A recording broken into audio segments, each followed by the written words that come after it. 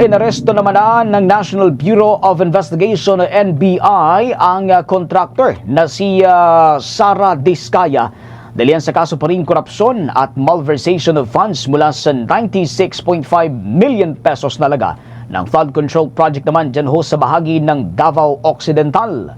Kinuha na nito ng fingerprints at dumaan ho sa proseso ng medical examination matapos na isilbi ng National Bureau of Investigation o NBI ang kanyang arrest warrant. Dadalhin naman si Diskaya sa NBI jail facility dyan naman sa may bahagi ho ng Muntinlupa City.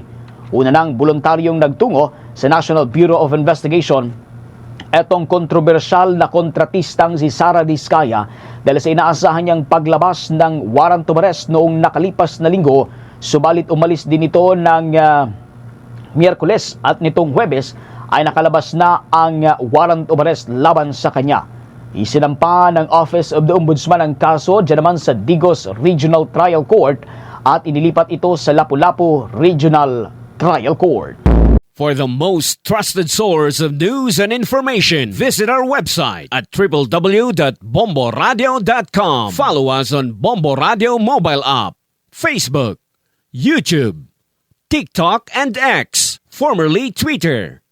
Like, share, and stay connected. Anytime, anywhere.